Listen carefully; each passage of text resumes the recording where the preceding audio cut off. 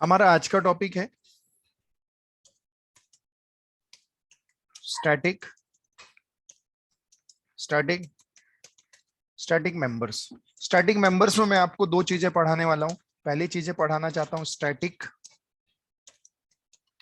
Member variable, static member variable.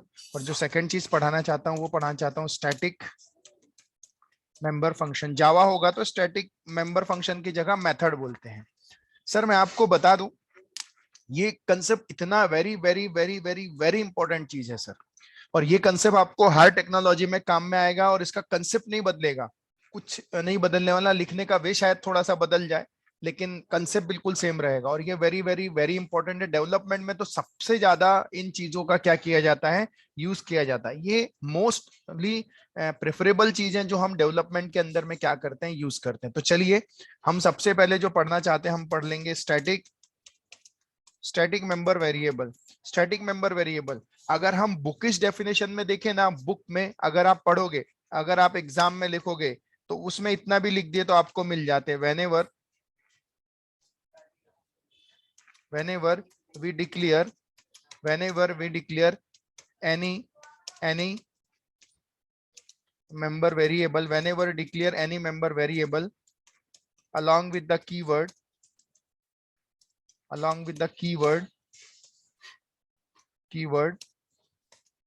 static, so that particular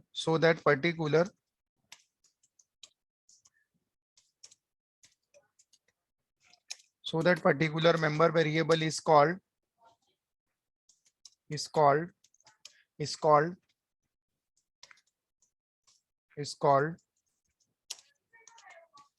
static member variable. Static member variable अगर हमने किसी variable class के अंदर जो डिक्लेयर किया जाने वाला वेरिएबल है, मेंबर वेरिएबल, उसके सामने अगर आपने स्टैटिक लगा दिया तो बन जाता है स्टैटिक मेंबर वेरिएबल। लेकिन सर ये आपके लिए इतना इंपॉर्टेंट नहीं है, ये तो मैं बोल सकता हूँ। फिर तो हम ऐसा मेंबर फंक्शन के सामने ही बोल सकते हैं जिस तरह से हमने बोला कि ये क्या है, ये है स्टैटिक मेंबर वेरिएबल। और स्टैटिक मेंबर वेरिएबल किसको बोला जा रहा है, whenever we declare any member variable as a static so that particular member variable is called static member variable। उसी तरह से जो सेकंड आता है वो आता है स्टैटिक मेंबर फंक्शन। अगर हम बात करते हैं स्टैटिक मेंबर फंक्शन की कि स्टैटिक मेंबर फंक्शन क्या होता है, तो सर सेम चीज है। जैसे मैंने मेंबर वेरिएबल के सामने बात रखी वैसी मैं इसके सामने बोल रहा हूं। इसके केस में भी मैं वही बोलूंगा, मैं बोलूंगा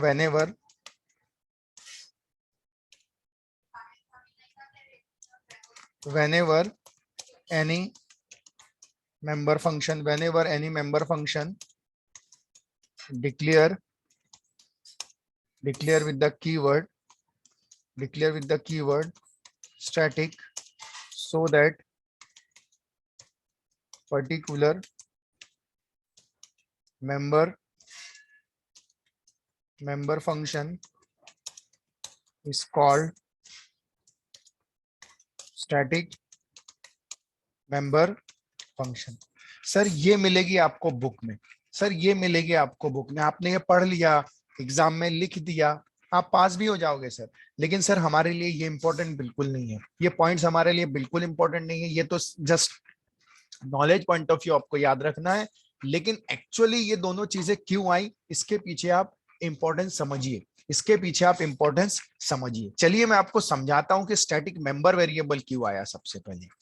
अब मुझे बताइए सर, अगर मैं कोई क्लास बनाता हूं, अज्यूम करिए मैंने कोई क्लास बनाया सैंपल, और इसके अंदर अगर मैंने लिख दिया प्राइवेट इंट ऑफ ए लिख देता हूं, सर ये मेरी क्लास बन गई। अब ध्यान देना, वॉइड ऑफ मेन से जाता हूं मैं, और यहां जाने के बाद मैं यहां लिख देता हूं क्लास सैंपल S1 लिख देता हूं, S1 लेता हूं, S2 लेता हूं, S3 लेता हूं और S4 लेता हूं। सर टोटल ऑब्जेक्ट कितने क्रिएट हुए, 4 4 ऑब्जेक्ट्स क्रिएट हुए एग्जैक्टली। अब क्या होगा सर, 4 ऑब्जेक्ट बन गए, तो ये पहला, सॉरी, ये पहला ऑब्जेक्ट हो गया, ये सेकंड ऑब्जेक्ट हो गया, ये थर्ड ऑब्जेक्ट हो गया, और ये फोर्थ ऑब्जेक्ट हो गया। इस तरह से टोटल ऑब्जेक्ट कितने हो गए, 4। इस तरह से टोटल ऑब्जेक्ट जो हो गए वो 4। सर मैं आपको बताना चाहता हूँ, ये जो 4 ऑब्जेक्ट बने, ये 4 ऑब्जेक्ट को एक कॉमन नेम दिया जाता है। एक नेम है, इसको भी, इसे भी, इसे भी, और इसे भी। ओके, तो इन सबको जो नाम दिया जाता है, एक कॉमन नाम है, एक जो कॉमन नाम है, उस नाम को बोला जाता है इंस्टेंस बोला जाता है सर। उस इनको बोला जाता है इंस्टेंस बोला जाता है, इंस्टेंस। तो मैं जाता हूं, इस ये भी एक इंस्टेंस है,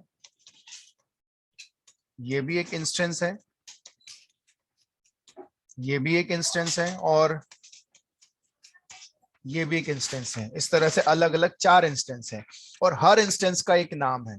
हर इंस्टेंस का क्या है, एक नाम है। ये इंस्टेंस जानी जा रही है S1 के नाम से, ये इंस्टेंस जानी जा रही है S2 के नाम से, ये इंस्टेंस जानी जा रही है S3 के नाम से, और ये इंस्टेंस जानी जा रही है S4 के नाम से। इस तरह से आप देख सकते हैं टोटल कितने इंस्टेंस है, टोटल 4 इंस्टेंस है। करेक्ट है, टोटल 4 इंस्टेंस है। हर इंस्टेंस का क्या है, एक नाम है। हर इंस्टेंस का क्या है, एक नाम, S1 S2। अब देखिए सर, ये जो ए देख रहे हैं ना सर आप, ए, ये जो वेरिएबल आप देख रहे हैं, ये जो वेरिएबल आप देख रहे हैं, ये कहलाता है, ये कहलाता है, तो मैंने आपको इंट्रोडक्शन पार्ट में ही बताया था, इसे 3 नाम दिए थे मैंने। पहले नाम दिया था मैंने ऑब्जेक्ट, पहले नाम दिया था मैंने मेंबर वेरिएबल। क्यों, क्योंकि क्लास के अंदर, इसलिए मेंबर वेरिएबल। दूसरा नाम दिया था मैंने object, object, object dependent, object dependent member variable. Object dependent member variable बोला जाता है sir, object dependent member variable. और जो तीसरा बोला जाता है वो बोला जाता है non static, non static member variable, non static member variable.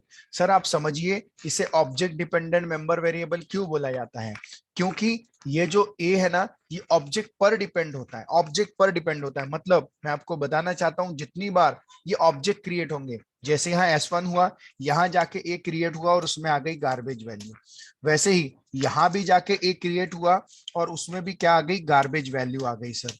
यहाँ भी जाके ए क्रिएट हुआ और उसमें भी क्या आ गई सर, गार्बेज वैल्यू आ गई सर। यहाँ भी जाके ए क्रिएट हुआ और उसमें भी क्या आ गई सर, गार्बेज वैल्यू आ गई। तो आप देखिए सर, हर ऑब्जेक्ट में जाके ए नाम का वेरिएबल क्रिएट हुआ है, हर ऑब्जेक्ट के अंदर जाके क्रिएट हुआ है। तो ये जो ए की डिपेंडेंसी है, ये ऑब्जेक्ट पर है। कल को चल के और 10 ऑब्जेक्ट बनेंगे ना सर, तो हर ऑब्जेक्ट में जाके ए नाम का वेरिएबल क्रिएट हो जाएगा। इसलिए ये कहलाता है object dependent member variable. Object dependent क्या कहलाता है, मेंबर वेरिएबल कहलाता है सर। क्योंकि ये जितने ऑब्जेक्ट्स बनेंगे, हर ऑब्जेक्ट्स में जाके ये वेरिएबल क्या हो जाएगा, क्रिएट हो जाएगा। हर ऑब्जेक्ट में जाके ये वेरिएबल क्रिएट हो जाएगा। लेकिन सर हमारी डिमांड ऐसी है, हमारी डिमांड ऐसी है कि हमें ऐसा वेरिएबल चाहिए, हमें ऐसा वेरिएबल चाहिए, जो variable we can say we need uh, उसके पहले मुझे बताइए सर, मुझे अगर ऐसी रिक्वायरमेंट है कि यहाँ की वैल्यू, यहाँ ये चारों के लिए ये ए जो है, ये एक ही वेरिएबल है, ये 4 वेरिएबल क्रिएट हुए हैं अलग अलग। 4 डिफरेंट क्रिएट हुए हैं। करेक्ट, एग्जैक्टली 4 डिफरेंट क्रिएट हुए हैं। But we need a common variable, we need a common variable for all. हमें अगर ऐसा कोई वेरिएबल चाहिए जो सभी के लिए कॉमन हो, जो सभी के लिए कॉमन हो, लेकिन ये तो कॉमन सभी के लिए नहीं है, ये कॉमन सभी के लिए तो नहीं है। और एंड सेकंड थिंग,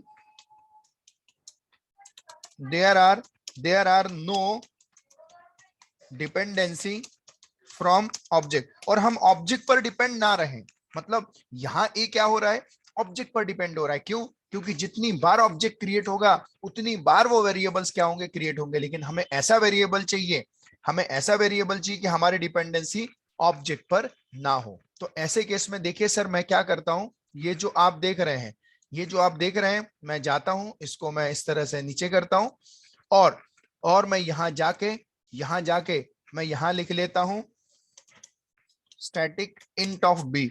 मैंने एक और वेरिएबल डिक्लेयर किया। सर याद रखना जब आप क्लास का ऑब्जेक्ट पहली बार बनाने जाओगे किसी भी पर्पस के लिए क्लास के अंदर जाओगे, कोई भी पर्पस के लिए अगर गया, कंस्ट्रक्टर कॉल करने, क्लास इनिशियलाइज करने, कुछ भी करने गया, तो वो सबसे पहले नॉन स्टैटिक को नहीं देखता, वो सबसे पहले देखता है उसमें कोई स्टैटिक वेरिएबल है क्या, और ये स्टैटिक वेरिएबल मिल जाता है। तो याद रखना जब ये स्टैटिक वेरिएबल मिलता है तो ये जो स्टैटिक वेरिएबल है ये किसी ऑब्जेक्ट में जाके क्रिएट नहीं होता, ये इंडिविजुअल मेमोरी में क्या होता है, क्रिएट होता है। ये इंडिविजुअल मेमोरी में क्या होगा, क्रिएट होगा। किस नाम का वेरिएबल क्रिएट होगा, बी नाम का वेरिएबल क्रिएट होगा। और ये मेमोरी में कितने बाइट लेगा, तो सी के हिसाब से 2 बाइट लेगा, क्योंकि उसका टाइप इंटीजर है। और इसका भी कुछ ना कुछ क्या होगा, एड्रेस होगा। ऑब्जेक्ट का भी एड्रेस होता है, इसका भी एड्रेस होगा। लेकिन ये भी ना तो S1 में जाके क्रिएट होगा, ना तो S2 में जाके क्रिएट होगा, ना तो S3 में जाके क्रिएट होगा, ना तो S4 में जाके क्रिएट होगा। दूसरी चीज, जब ये किसी ऑब्जेक्ट पर जाकर क्रिएट हुआ ही नहीं तो इसकी डिपेंडेंसी किसी ऑब्जेक्ट पर नहीं होगी। दूसरी चीज, ये जो वेरिएबल है अपने लिए मेमोरी का एलोकेशन खुद करेगा। ये जहां जाएगा अपनी मेमोरी साथ में लेके जाएगा, ये किसी ऑब्जेक्ट पर डिपेंड नहीं है। तो जब ये वेरिएबल किसी ऑब्जेक्ट पर डिपेंड नहीं हुआ, इसलिए इस वेरिएबल को बोला जाता है ऑब्जेक्ट इंडिपेंडेंट मेंबर वेरिएबल। क्यों? क्योंकि ऑब्जेक्ट पर डिपेंड नहीं है, वो अपने जहां जाता है अपनी मेमोरी क्या करके जाता है, साथ में लेके जाता है। इसलिए क्या कहलाया, ऑब्जेक्ट इंडिपेंडेंट। यहां ऑब्जेक्ट डिपेंडेंट क्यों? क्योंकि ये ए जो है ये हर ऑब्जेक्ट जब क्रिएट होगा तब मेमोरी का एलोकेशन करेगा, यहां पर इसकी डिपेंडेंसी, स्टैटिक वेरिएबल की डिपेंडेंसी किसी पर नहीं है। ये जैसे ही क्लास के अंदर इवन ऑब्जेक्ट क्रिएट होने से पहले वो स्टैटिक वेरिएबल के लिए क्या करेगा, मेमोरी का एलोकेशन करेगा और स्टैटिक वेरिएबल क्रिएट होगा। लेकिन स्टैटिक वेरिएबल 4 बार नहीं, सिर्फ एक बार क्रिएट होगा। सर कल को चल के 1000 ऑब्जेक्ट भी आ गए ना सर, फिर भी स्टैटिक वेरिएबल कितनी बार क्रिएट होगा, एक बार। पहली बार जब क्लास के अंदर आएगा तब क्रिएट हो जाएगा। उसके बाद फिर आप कितनी बार भी क्लास के अंदर आओगे, स्टैटिक वेरिएबल के लिए मेमोरी का क्रिएशन नहीं होगा। सर मैं शुरुआत से बताते आया हूं, ये जो प्रोग्रामिंग बनाएंगे आखिर बनाने वाला तो एक इंसान ही है ना सर, तो ऐसे केस में उसने भी देखा कि भाई ऐसी कॉमन चीज जो सभी ऑब्जेक्ट में रेफर हो सके। तो देखो बी अगर S1 की मेमोरी में यूज भी होगा तो बी के लिए मेमोरी S1 के पास तो नहीं है, तो बी से पूछी जाएगी भैया मेमोरी कहाँ है, तो वो बोलता है जहां मैं जाता हूं मेरी मेमोरी साथ में लेके जाता हूं, मैं किसी पर डिपेंड नहीं रहता, इसीलिए मैं ऑब्जेक्ट इंडिपेंडेंट मेंबर वेरिएबल कहलाता हूं। इसके अलावा सर अगर जो स्टैटिक वेरिएबल होता है अगर उसको एक्सेस करना है तो आप कैसे एक्सेस कर सकते हैं सर, आप डायरेक्टली क्लास के नाम से उसको क्या कर सकते हैं, एक्सेस कर सकते हैं। मतलब आप जाओगे और आप बोलोगे सैंपल, सर क्लास कितने बाइट लेती है, 0 बाइट। क्लास कभी बाइट नहीं लेती है। जब मैं सैंपल डॉट अगर ए करने जाऊंगा ना तो ए के लिए एरर मारेगा, बोलेगा भैया मेमोरी लाए हो, ए बोलेगा मेमोरी क्यों, क्योंकि मैं तो मेमोरी पर डिपेंड हूं, इसलिए यहां पर एरर आ जाएगा। लेकिन अगर मैं S1 डॉट बी लिखूंगा तो कोई एरर नहीं आएगा सर। क्यों? क्योंकि बी एक स्टैटिक है और स्टैटिक जहां जाता है अपनी मेमोरी साथ में लेके जाता है, इसीलिए हम स्टैटिक वेरिएबल को क्लास के नाम से भी क्या कर सकते हैं, एक्सेस कर सकते हैं। मतलब क्लास का नाम डॉट मेंबर वेरिएबल का नाम, इस तरह से भी हम क्या कर सकते हैं, एक्सेस कर सकते हैं। इसीलिए ये जो कहलाता है ये क्लास वेरिएबल भी कहलाता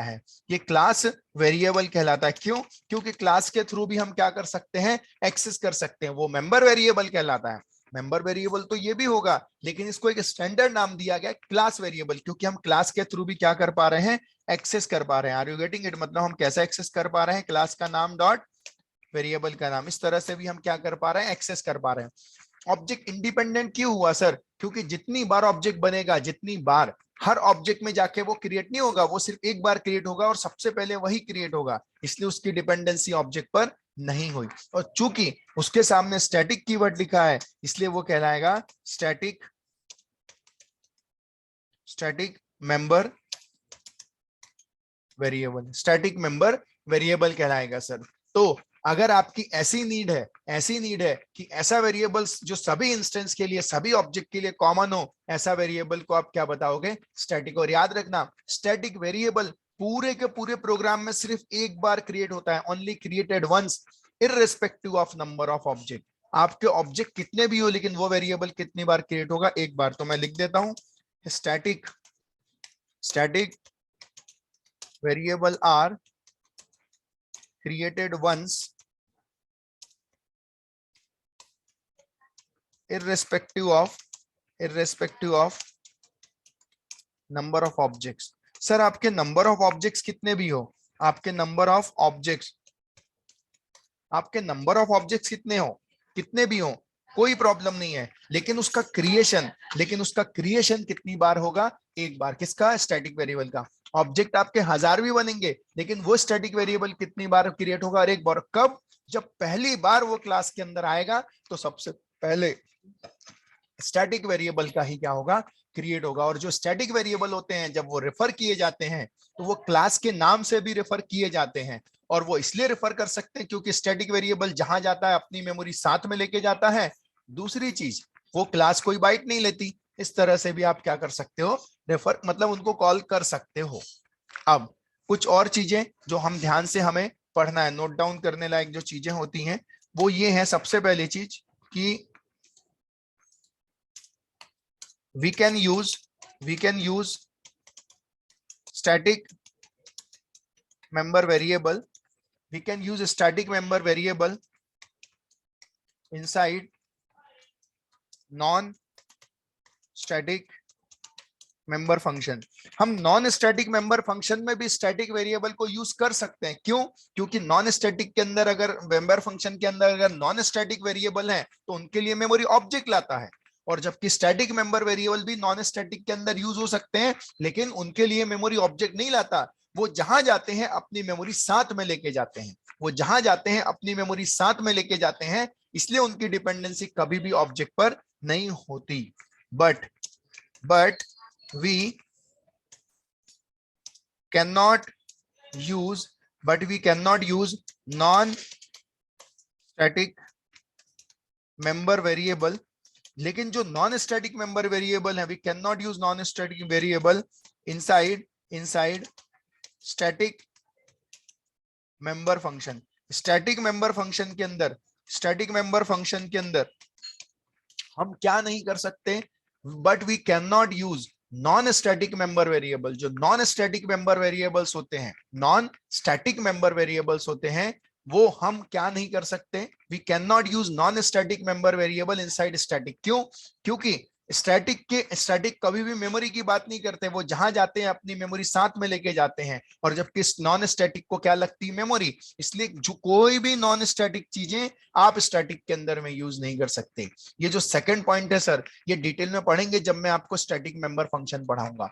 अभी मैं आपको स्टैटिक मेंबर फंक्शन नहीं पढ़ाया हूं तो मैं आपको ये चीजें पढ़ाऊंगा। So we can use static member variable inside static member function. Static member variable जो है हम इनसाइड नॉन स्टैटिक के अंदर में यूज कर सकते हैं। क्यों यूज कर सकते हैं नॉन स्टैटिक के अंदर में? क्योंकि नॉन स्टैटिक वेरिएबल के लिए मेमोरी कौन लाता है? ऑब्जेक्ट। लेकिन स्टैटिक जहां जाता है अपनी मेमोरी साथ में लेके जाता है। लेकिन हम स्टैटिक मेंबर फंक्शन के अंदर में non static but we can not use non static member. लेकिन हम नॉन स्टैटिक मेंबर वेरिएबल हम स्टैटिक मेंबर फंक्शन के अंदर में यूज नहीं कर सकते, क्योंकि जो भी नॉन स्टैटिक चीजें होती है वो मेमोरी मांगती हैं, और जो स्टैटिक मेंबर फंक्शन भी होता है वो क्लास के नाम से ही कॉल होता है, इसीलिए उसे मेमोरी की जरूरत नहीं पड़ती है। इसीलिए ऐसे केस में जो नॉन स्टैटिक मेंबर वेरिएबल है वो कभी भी स्टैटिक मेंबर फंक्शन के अंदर में यूज नहीं होता। ये सेकंड पॉइंट मैं आपको आगे चल के एक्सप्लोर करूंगा, लेकिन फिलहाल एटलीस्ट इतना समझिए कि स्टैटिक मेंबर वेरिएबल हम नॉन स्टैटिक के अंदर में क्या कर सकते हैं? यूज कर सकते हैं।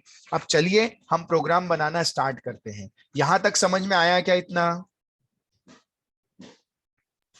Yes, sir. Yes, sir. Yes, sir.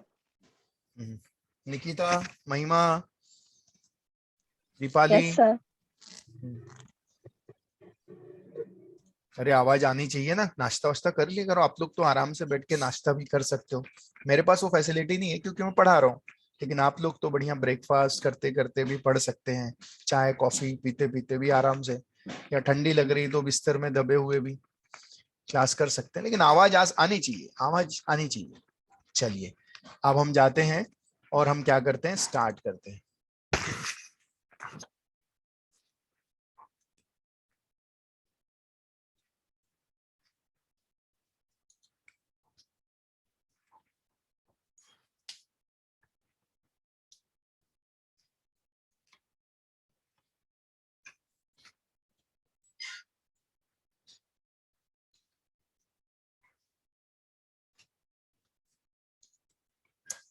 हम जाते हैं सर, हम बनाते हैं सबसे पहले header file hash include iostream.h, hash include conio.h, class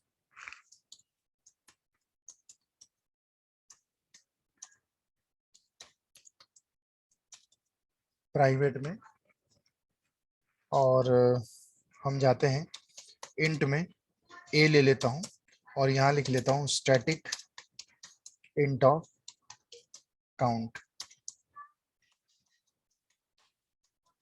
public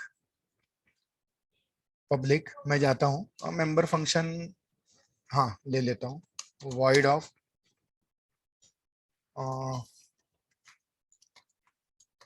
display, या कंस्ट्रक्टर बना लेता हूं सैंपल। मैं जाता हूं और मैं बता दूं स्टैटिक वेरिएबल की डिफॉल्ट वैल्यू जो होती है वो 0 होती है, वो सी में भी 0 थी, हर इसमें डिफॉल्ट वैल्यू जो होती है स्टैटिक की कभी भी गार्बेज नहीं होती है, स्टैटिक की डिफॉल्ट वैल्यू 0 होती है। मैं जाता हूं और यहाँ पे जाने के बाद मैं यहाँ पे लिख लेता हूँ a is equal to 10, a is equal to 10। इसको मैं क्लोज करता हूँ, उसके बाद void ऑफ डिस्प्ले आ जाएगा, सी आउट a को डिस्प्ले कर दो,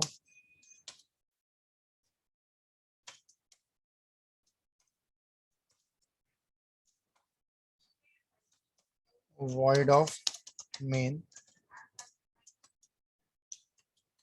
class sample s1 comma s2 comma s3, तीन ऑब्जेक्ट ले लिए। s1 डॉट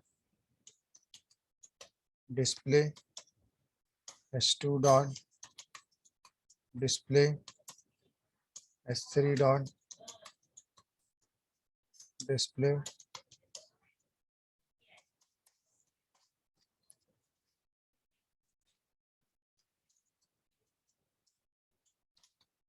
स्टैटिक कीवर्ड,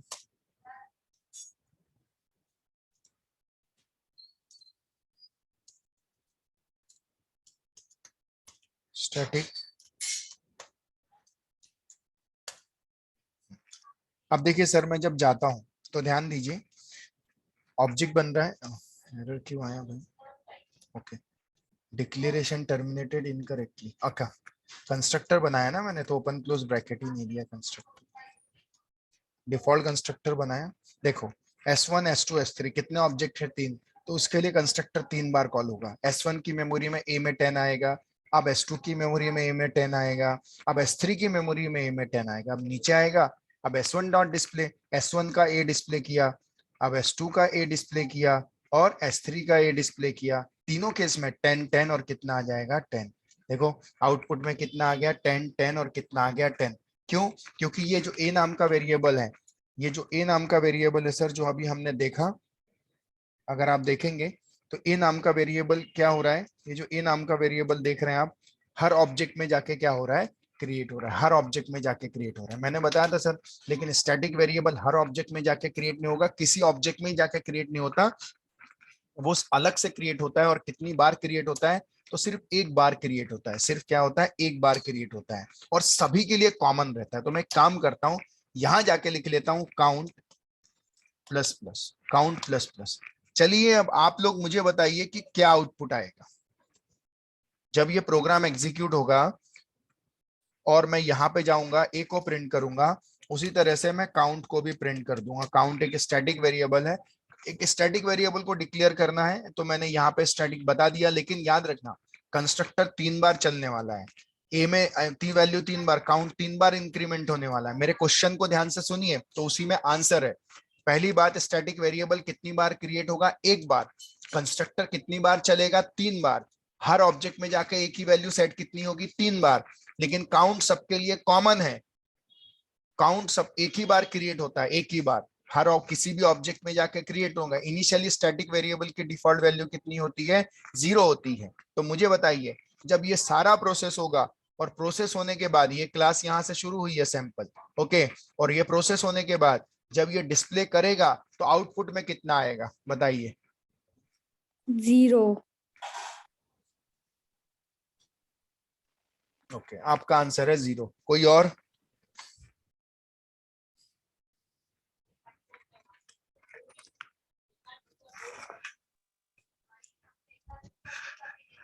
बताइए।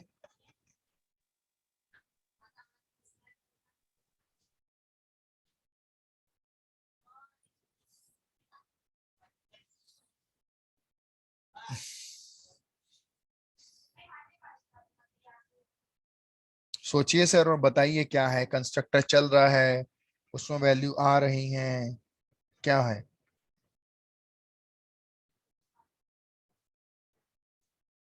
सर एक ही भी बतानी है क्या? आपको पूरा आउटपुट बताना है ना। S1 डॉट डिस्प्ले जब हो रहा है तो ऐसे केस में आपको बताना है ना।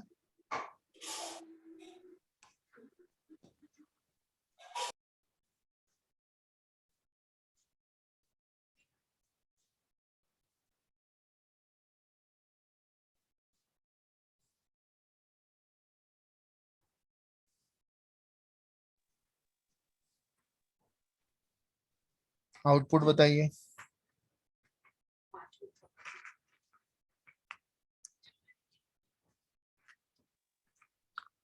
आउटपुट बताइए।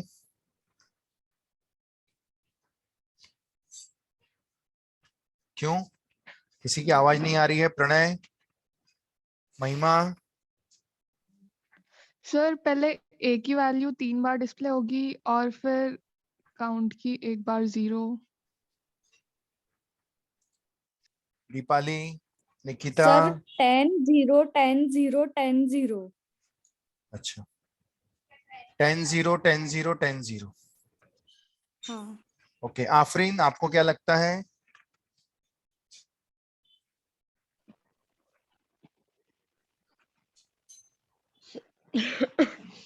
सर सर 0 होना चाहिए। हिंदी सर मुझे ऐसा लग रहा है। सिर्फ 0? हाँ सर। चलो सर ध्यान दो, अभी आउटपुट ध्यान दो अभी। सर 10 3 बार आएगा, लेकिन सर वो सी आउट प्लस प्लस जो है तो सर उसके वजह से सी आउट नहीं है, काउंट है वो एक्चुअली। सर वो स्पेलिंग मिस्टेक है, काउंट है वो। ऊपर काउंट डिक्लेयर किया है। हाँ यस सर। तो सर वो काउंट प्लस प्लस के वजह से सर सर वो वैसे इंक्रीज होना चाहिए सर। तो 10 तो सर 3 बार आएगा, लेकिन सर वो काउंट प्लस प्लस का पता नहीं। देखो सर, मैं आपको बता दूं, स्टैटिक वेरिएबल को डिक्लेयर करते हैं ना सी प्लस प्लस में, तो एक एक्स्ट्रा लाइन लिखती है, वो मैं आपको बता दूंगा। इंट क्लास का नाम, स्कोप, रिलेशन ऑपरेटर और काउंट। सी प्लस प्लस में ऐसा लिखा जाता है। आई थॉट यही सिंटेक्स है। मैं कंपाइल कर लेता हूँ फिर मैं आपको बताता हूँ। हाँ ठीक है। अब देखिए इसके तरफ ध्यान मत दो, ये स्टैटिक वेरिएबल को डिक्लेयर एडिशनल लिखना पड़ता है जब स्टैटिक वेरिएबल डिक्लेयर करते हैं। तो अब देखो मैं रन करता हूँ, आप खुद सोचो ना सर। पहली बार कंस्ट्रक्टर चलेगा, काउंट नाम का वेरिएबल क्रिएट हो गया जिसकी इनिशियल वैल्यू 0 है क्योंकि वो स्टैटिक है। S1 के A में कितना सेट हुआ? S1 के A में सेट हुआ 10। काउंट प्लस प्लस, हाँ एक ही बार क्रिएट हुआ है पूरा वेरिएबल ना। काउंट प्लस प्लस 0 था, अब काउंट की वैल्यू हो गई 1। हाँ अब काउंट की वैल्यू हो गई 1। फिर सेकंड टाइम कॉल होगा, अब S2 के लिए कॉल हुआ है, काउंट 1 है ना। अब S2 में A कितना सेट हो गया? फिर से 10, लेकिन काउंट तो एक ही कॉमन है, 1 था। अब इंक्रीमेंट हो गया, काउंट कितना हो गया? 2। 2 हो गया सर काउंट की वैल्यू। अब S3 के लिए कॉल होगा, ए में कितना सेट हो जाएगा 10 और काउंट इंक्रीमेंट होके कितना हो जाएगा सर 2 था, अब कितना हो जाएगा 3।